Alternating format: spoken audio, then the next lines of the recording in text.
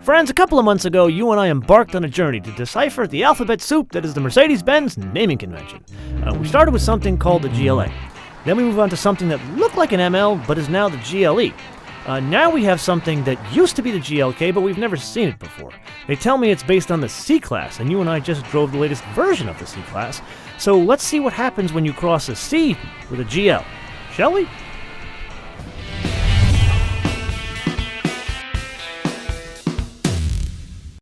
So, engines. Well, that would be the wrong term. It is engine, at least in the good old US of A. We get anything we want as long as it is a 2-liter, 4-cylinder, direct-injected, turbocharged engine. It puts out 241 horsepower that comes in at 5,500 RPM and 273 pound-feet of torque, which is actually pretty fantastic from a 4-cylinder engine, especially when you consider that it comes in at 1,300 RPM. It is connected to a 9-speed transmission. Yes, count them, 9 gears that is wrapped in magnesium. Very fancy.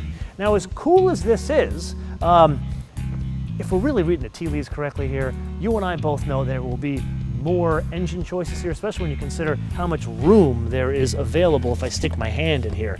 I'm guessing there's definitely going to be a diesel, which you already get in Europe. And if memory serves me correctly, at the world premiere, there was a plug-in hybrid version there, so we'll probably see that at some point. And then if we're really good at Christmas this year, maybe, just maybe, there will be something that will be like V-shape, maybe 4 liters, and yes, a turbo, but perhaps 2 that sit here. But you know the old saying, a man, well, he can dream. So today, you and I are going to drive the 2-liter 4-cylinder turbo. Welcome to a very beautiful but also very rainy North Georgia. I don't know if you guys have been following the national, at least U.S. national news, but there was a major hurricane that came through and effectively put Texas underwater, almost shut down New Orleans, and wreaked havoc across the South. That is, of course, the time we are here. Normally, I fly to these events, but this time I caught a ride with an old guy with a beard, a lot of animals, and in a very large boat. But I digress. Now, normally rain would shut us down, but this is an all-wheel drive SUV, so it actually kind of works to our favor. So you and I still need to tend to the business of pulling power. Now, really, the math is what we got to look at here, kind of like we did in that GLE 450 episode. It's a good amount of horsepower, as we discussed, in pulling power, but it still has to pull at least 3,800 pounds, that's the 2-wheel drive, and 4,000 pounds for the car we're driving now. Okay, so you may be thinking that's indeed a lot of work for a 4-cylinder engine to be pulling around 4,000 pounds.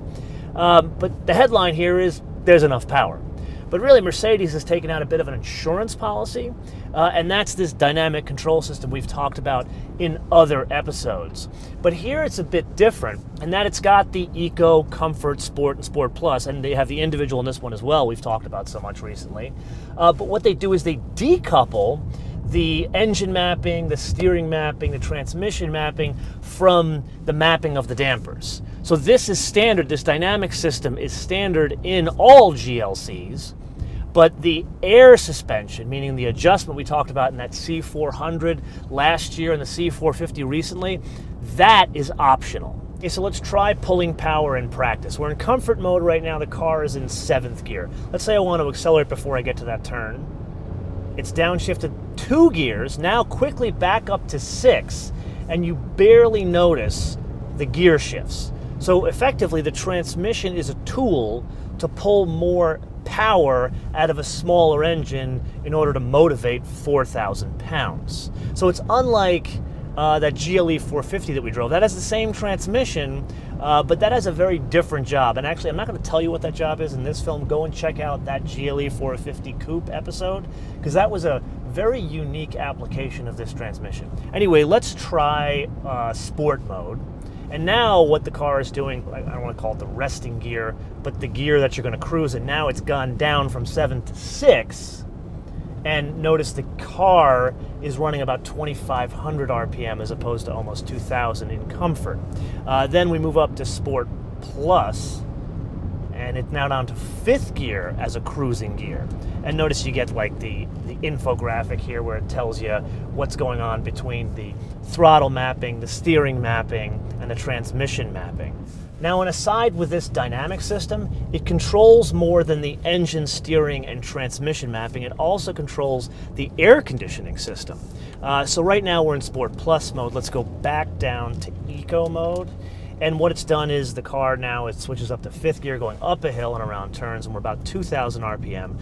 But it's told the air conditioning system to switch to a more economical operation, and that works in conjunction with the auto start function, which I know you guys were incredibly vocal in the C400 episode that you didn't like that. I personally like that feature, but it's these two things working in conjunction with each other that make this 4,000-pound vehicle get MPG into the 30s.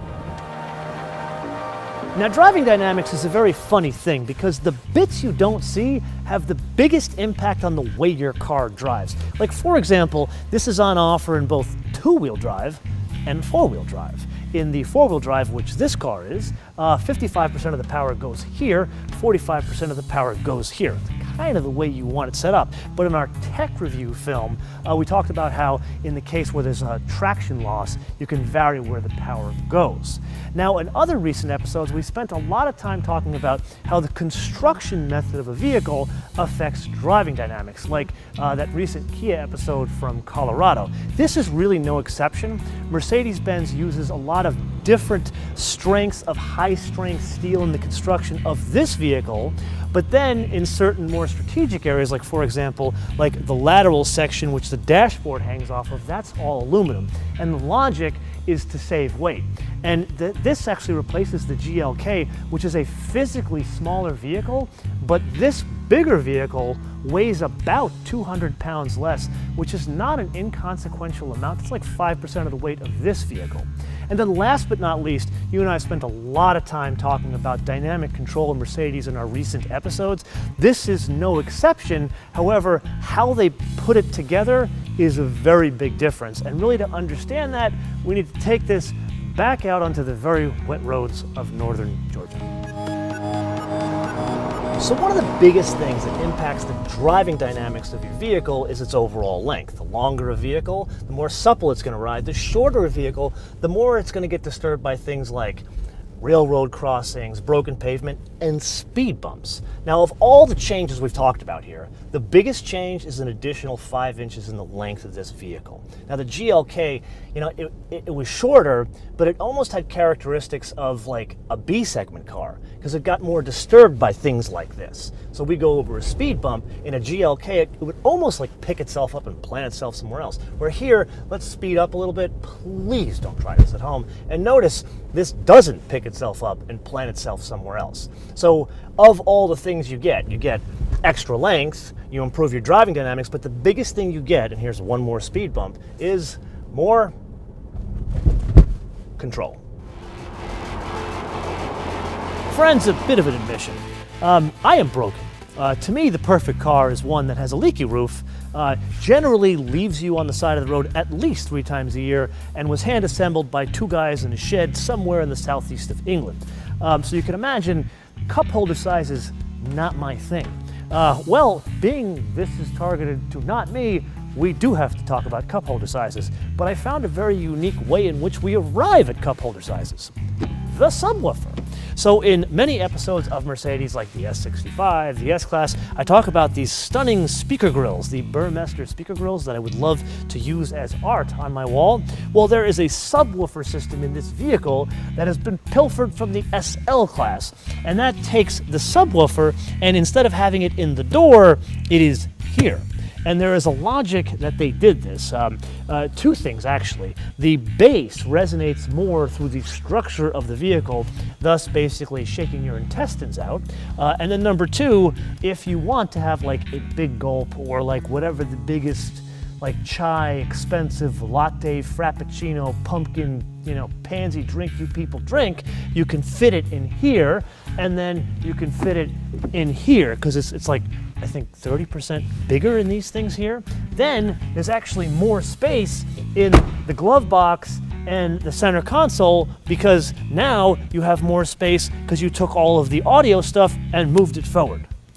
Get it? We're going on a very long driveway to get to a winery to have lunch here. which is frankly where you would find vehicles like this, not so much fjording the rivers of flooded North Georgia. And that's kind of interesting really to think about, because this is an incredibly capable vehicle. Like, you and I could probably do some serious off-roading in this thing, but really most owners are going to be going to places like this on like romantic weekend getaways, taking the kids to like soccer practice, piano recital. That's effectively what these things are relegated to, sadly.